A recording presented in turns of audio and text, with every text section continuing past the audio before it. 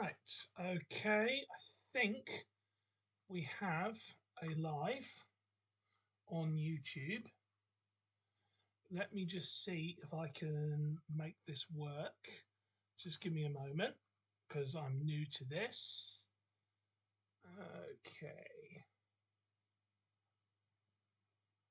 view my channel. Yeah, there we go. That is live. Okay, and I'm just going to send this link to people.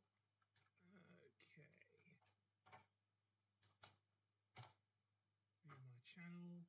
Yeah, there we go. That is live.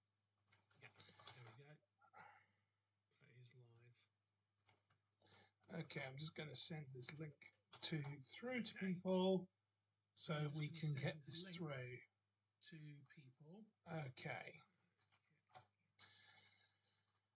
Okay, we are getting some people coming in. We've got Westburn World. And obviously we've got some people coming in who are new to this. This is going to be very, very interesting because obviously I have not done my live streams before on YouTube. I've only ever done them before via Instagram. Now, obviously, Instagram, in their infinite wisdom, have decided in the last week or so to ban accounts with less than 1,000 followers from actually live streaming. So we'll see how we go. Now, what I would like to know is, for people who are watching, how is it coming through for you guys? Is everything okay? Can you see properly? Can you hear properly? And that's the kind of stuff that I want to know. No. So is the sound coming through okay? Is the video coming through okay? Now, I'm live streaming on my second YouTube account. So basically, it looks a little bit laggy for me, but I think that might just be because I'm watching the stream that's open. I'm hoping it's not too laggy for you guys. But this is going to be, yeah, it's going to be interesting. It's going to be interesting. So I'm actually doing this right now through OBS Studio, which I am doing. Right. Just having a look.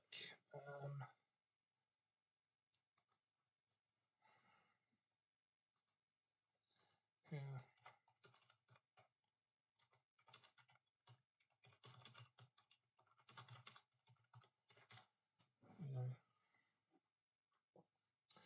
Right. So I'm still trying to figure out how this is going to go. So basically, for those of you who have never watched any of my live streams before, you are in for a treat.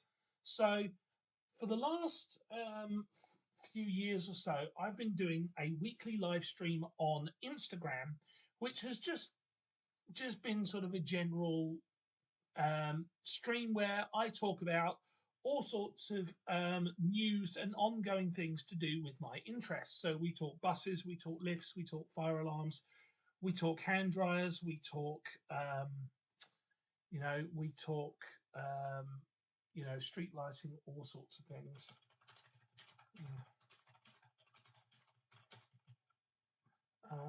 What's wrong with this thing here? Okay. I likely can't do anything about it tonight. I have to miss this for you. But anyway, so basically, we've just in the last week received a notification that Instagram have banned accounts with less than 1,000 followers from live streaming, which means I can't live stream on there anymore. So I've had to switch to another platform. But I kind of feel like that this is a good opportunity anyway to actually, come up with, a new format or a new show on YouTube, which we can do via OBS, and we can actually, and I think we'll actually be able to, yeah, I think we'll actually be able to have an interesting show because I can actually do things on the computer in OBS that I can't do just looking at the when I'm just doing things with the phone. Now, there's a reason why I've called this the pilot episode, and this is because I've literally had to set up a YouTube stream at the last minute because I knew that the Instagram live stream ban was coming, but I didn't know when, and I didn't know it was going to come into effect in time for today. So this has just been a last minute rush to try and sort something out so that I can actually put some kind of show on this week. What I will do over the next week or so is I will spend some time playing around, figure out exactly what I need to do to make this work properly, and then when we come back for the next show, I will have actually spent some time sorting some things out and putting things in place properly to actually make sure that we have a show that is put together properly. Now, I just need to check what am I actually showing on that screen behind me there. Okay, I just need to be careful of that. Anyhow, if you guys have not seen one of my shows before, we basically have a format for the way that we go through things. So we start off with general updates from me, and just updates on life, updates on content, things that are going. Then we talk about some just sort of generic projects that are just going on in general, things like Woolworth Supermarkets rebrand. I've got something else I want to add in this week as well, so maybe this is a great time to talk about it for the first time, and just other things that are going on in general. Then we do bus news, then we do lifts, then we do fire alarms, hand dryers next, car washes if there is anything, and then we finish off the live stream with the street lighting news. Basically, the way I've structured this is that over the years I have. I've kind of got a gauge from my audience um, over which topics are more interesting than others, and so I have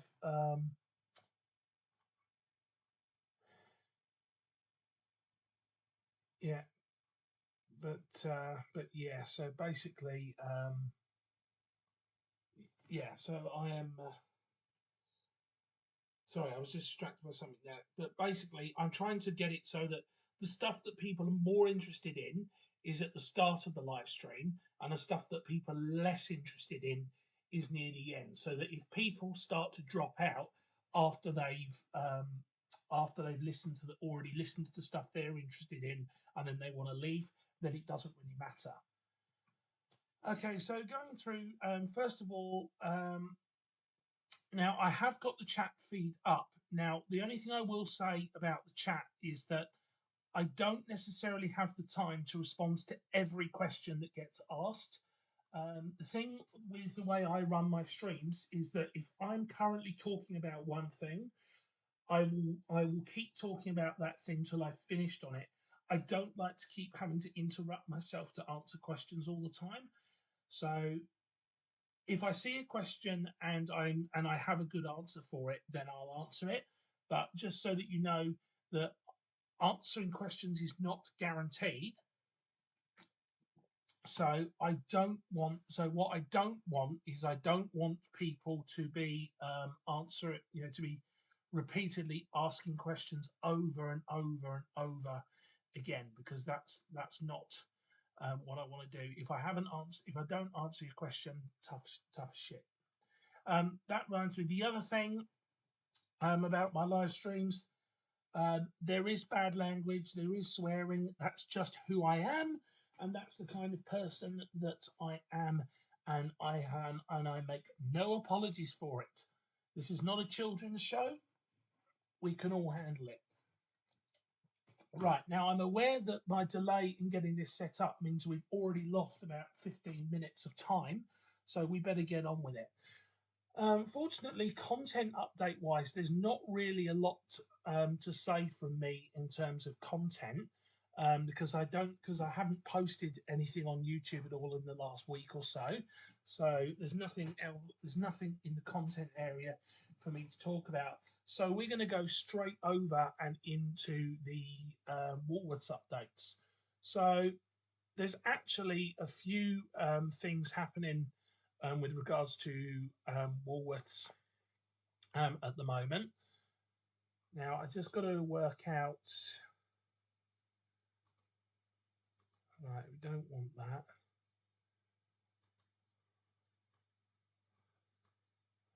All right. Just give me a moment.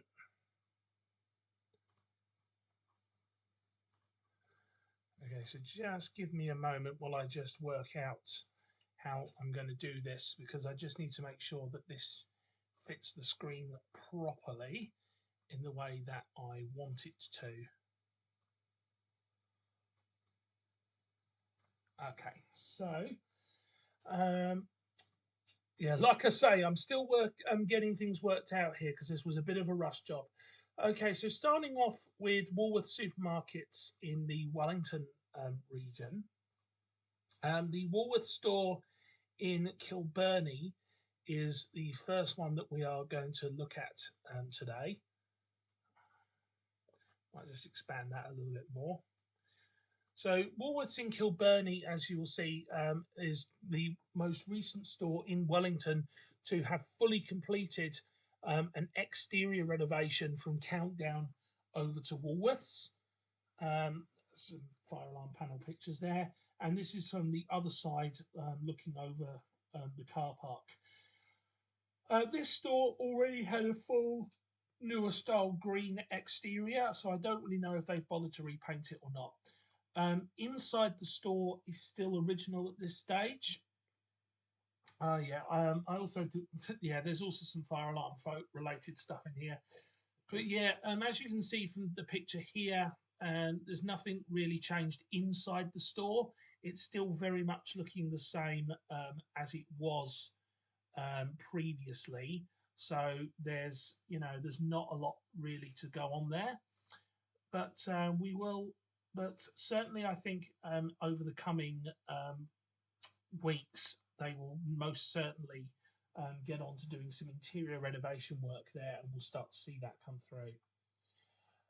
I've also been sent some Woolworths updates by some others. First of all, coming in from Westburn Worlds is an update on the Woolworths store in New Brighton.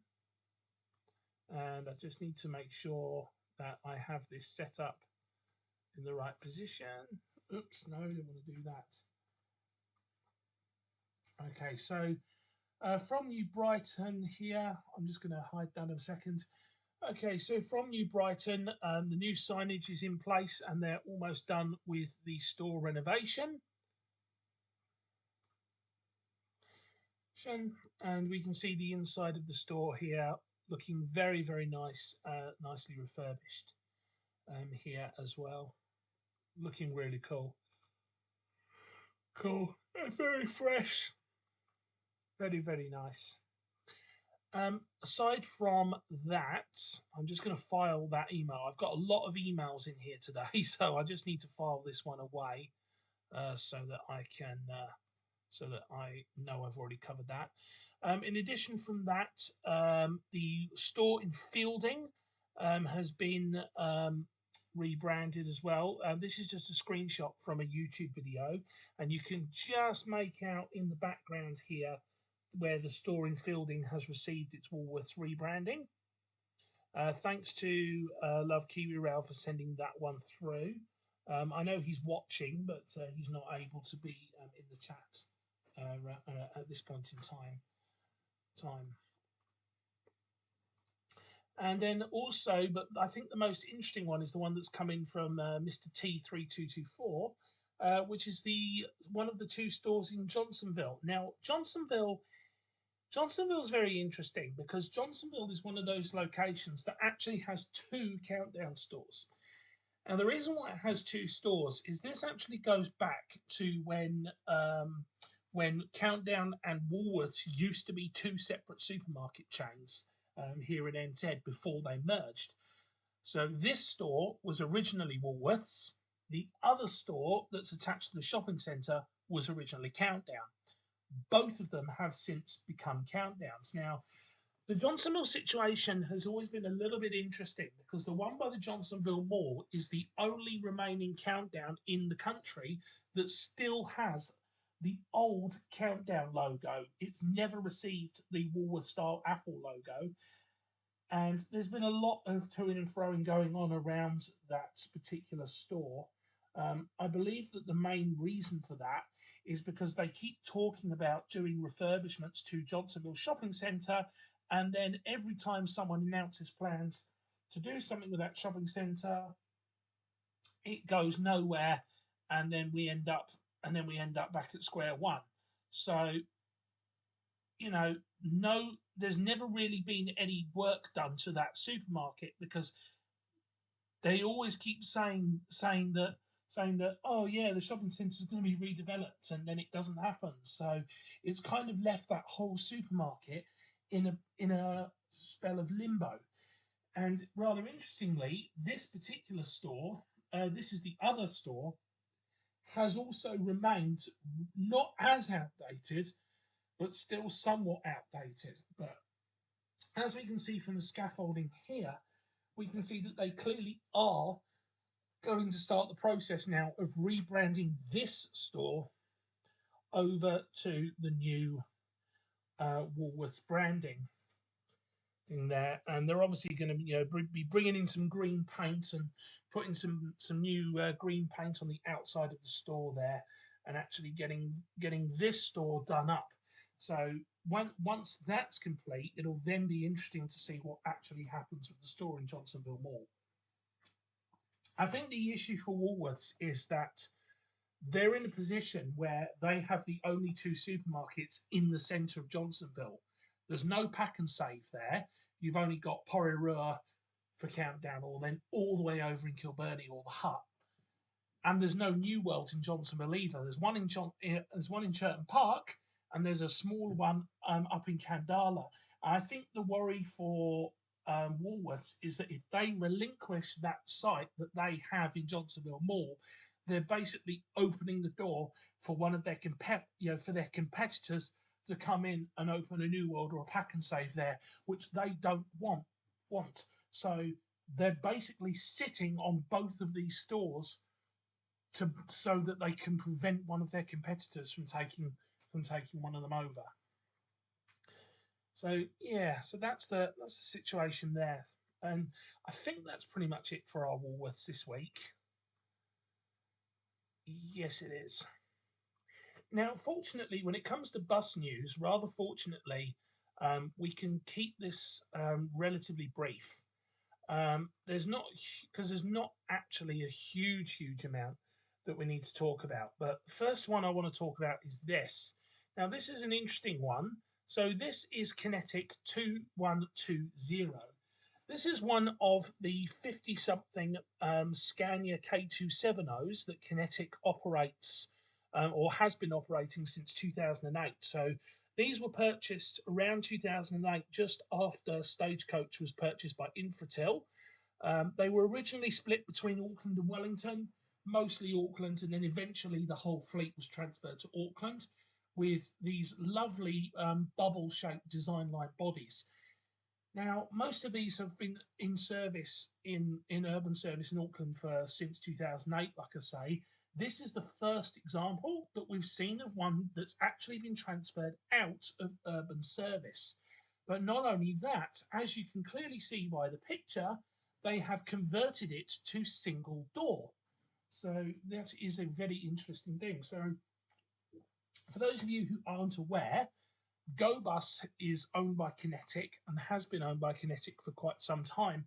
And then a couple of years ago, NZ Bus was purchased by Kinetic. So what used to be two very large bus companies very suddenly merged to become one bus company. And they've now become one of the biggest bus companies in the country. Now, despite Kinetic taking over these companies, the Go Bus brand has been retained for sort of regional areas and sort of, regional school bus services as a kind of a brand for that. But yeah, very, very interesting. Now, we have actually seen quite a lot of former NZ Bus vehicles moving over to the Go Bus school fleet, but these have mostly been the older MAN 17223s, the old 1400s and 2400s. This is the first time we've seen a 2100 move over, but it's also the first time we've seen one of these ex-NZ Bus vehicles actually have a single door conversion. Some of the former Go Bus vehicles out of Dunedin and Hamilton have had the conversion, but the older MANs haven't. And I think it's simply because those vehicles are so old that it's just not worth doing it, because a lot of these buses are being used on the contracts that they have with the Ministry of Education for school bus services, and they have an age limit of 25. And a lot of those MAN 17223s are going to be hitting the tail end of that within the next 3 to 5 years. So actually doing any kind of refurbishment to them is a little bit of a waste of time. The Scanias, though, from 2008, they've still got another 7 or 8 years of use out of them for 2008 to 2009 vehicles. So they can afford to actually do a single door conversion, because being used to school buses, they're not going to use the rear door anyway. School bus services generally employ a front door only rule, where the rear doors are typically not used on school buses. In addition to that, taking out the rear doors also enables them to put a few extra seats in as well and boost the capacity. They may even decide to remove the wheelchair bay for extra seating as well, because if it's just going to be a school bus, they're probably not going to need it. But we were very surprised to see this happen. But I think it's a sign of what might come in the future, because as we know, Kinetic, the Go Bus side of Kinetic, are losing their South Auckland contracts come the end of this year out to Ritchie's. And there's going to be a lot of vehicles displaced, and a lot of those vehicles I suspect will end up being used across other parts of the Kinetic operation, probably enabling more older buses like these to be redeployed elsewhere.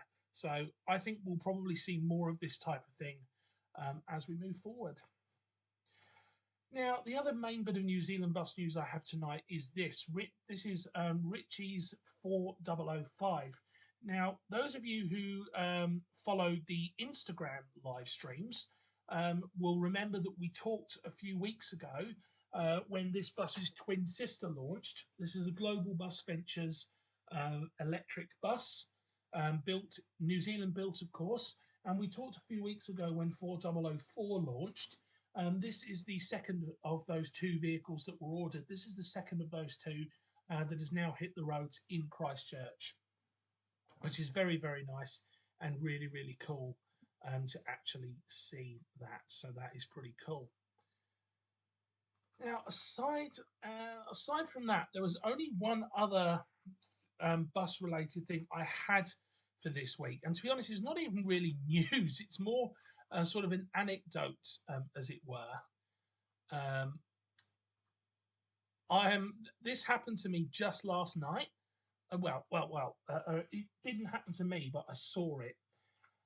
I got off the train at Porrera yesterday, and I was going through the car park back to where my car was parked, just on my way home from work, as usual.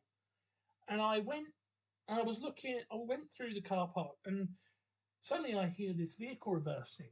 So I look over on the other side of the railway line. So through the fence on the other side of the railway line is where all the bus stops are. And I can see this bus reversing, see this BCI, and I think, oh yeah, there's a bus reversing there. And then before you know it, I just hear this boom as the BCI in this picture reverses into the Optare that's behind it. Bang! Yeah, and a load of us just saw what happened. Yeah, it was one of those surreal moments where you kind of are just like, did that just happen? It's a weird, very, very weird thing to see happen. I don't think there was much damage done. I think it was mostly, yeah, I think it was mostly a case of um, the bike rack on the front. I think the Optare should have had a bike rack on the front, and I think that that would have been the thing that would have got hit and mangled up the most. Like I say, I mean, as you can see from that picture, I was completely on the other side of the railway line. I did not see this happen up close, and and I was not prepared to go and investigate because it was 20 to 6 in the evening, and I just wanted to go home. So so I just uh, I just took this photo from a distance, and then I just got in my car and went home. And it was nothing really serious, to be honest, but it was just yeah, it was just kind of surprising. Yeah, it's just the sort of thing that you don't expect to see happen when you're on your way home from work. It's just one of those strange things. Anyhow, that is pretty much all the bus news that we have this week. Because usually I have some stuff from the UK or from London to add in as well, but this week nothing, which is actually good because it's allowing us to keep up to time a little bit. Now we do, however, this week have a good few lift news updates to add in. This is going to be particularly interesting for the YouTube audience who may not necessarily be fully caught up with everything that's been happening because this used to be a Instagram exclusive thing. But basically, for those of you who don't know, the white lift F1, was put into service last week. But we did talk, well, in fact, the week before that, actually, but we did talk on the live stream on Instagram last week that I hadn't filmed it yet because there was still some remedial work that needed to be done.